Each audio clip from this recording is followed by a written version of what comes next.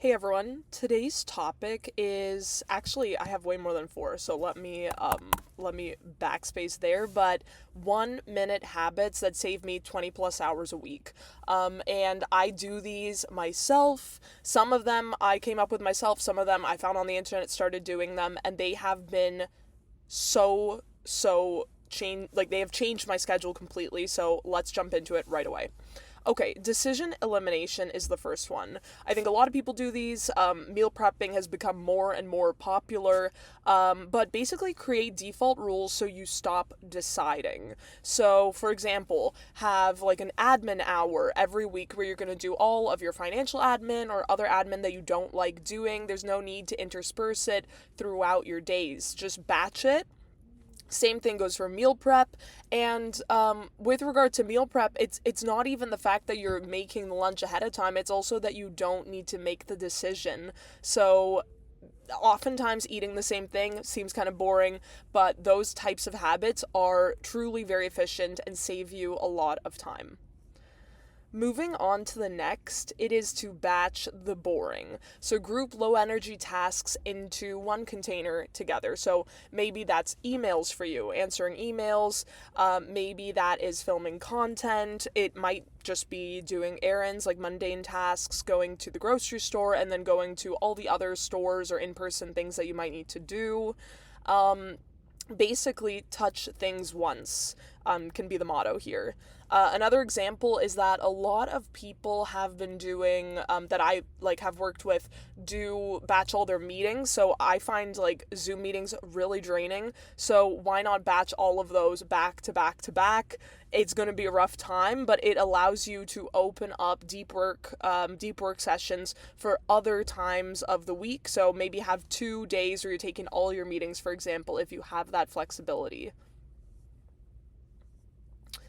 Next one is bribery. So I know that it's probably more recommended to do your work and then reward yourself. For me, I actually like to batch hard work with dopamine. So if there's a task I've been procrastinating on and I literally just, there's nothing that can get me to do it, I like to like go take it in a cafe and treat myself to maybe like a food or drink that typically it's not something that I would eat in my daily like diet.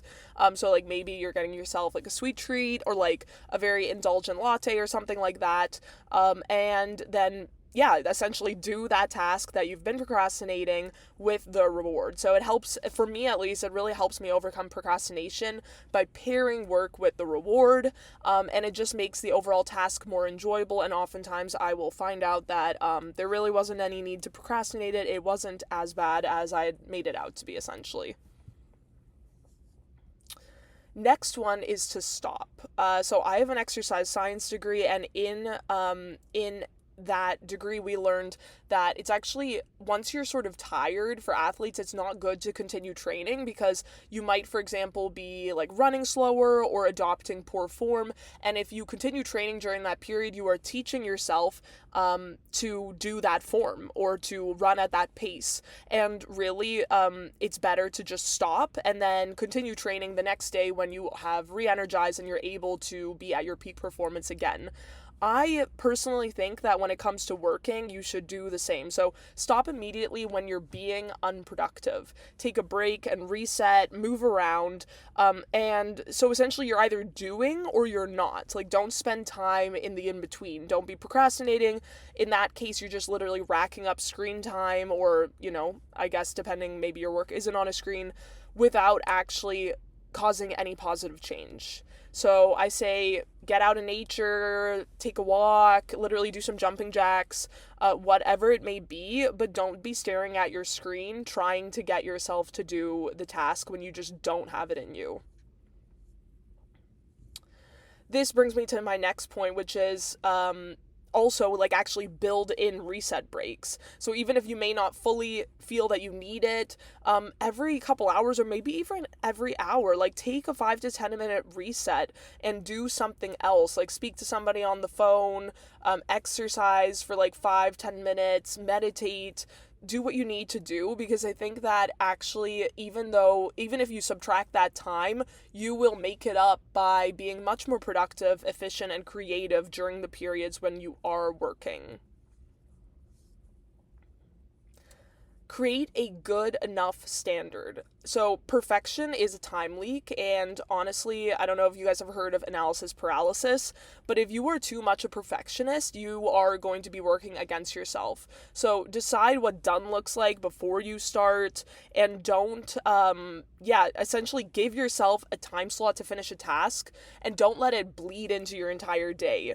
And finished, honestly, so the motto here is finished beats optimized. This is an example of, I don't know, no disrespect to what this person is doing. It looks very comprehensive, but maybe it's too comprehensive. So could this have been done in a more scrappy and imperfect way in a much faster amount of time? And to be quite frank, sometimes scrappy and imperfect is still good enough. Single task by design. So multitasking is just task switching, and there's a tax that is associated with that. So one task per block, put your phone in another room, use a visible timer if you can, not your phone. Do one thing and then move on to the next. So example of like, looks overwhelming, just choose one thing and do it and set out to do it. And then you will also get the dopamine of actually finishing a task, because I think we've all felt the feeling of like we've furthered along maybe like 5 different tasks, but we didn't finish any of them. And that's both not helpful and also not gratifying and redeeming. Sorry, I don't know why I have an 8 here. So lastly is automate everything that repeats. So this is a screenshot from Amazon for like a cream or something like that. You can subscribe and save, and it just like sends it to you like every month, for example. So that's just an example, but like also auto pay bills, credit card bills, maybe even emails, calendars, stuff like that. So if you can automate it, do it, because it just opens up your schedule to do what is more important. So hopefully this was helpful for some of you. These tips truly, truly save me so many hours per week, and hopefully maybe they can do the same for you.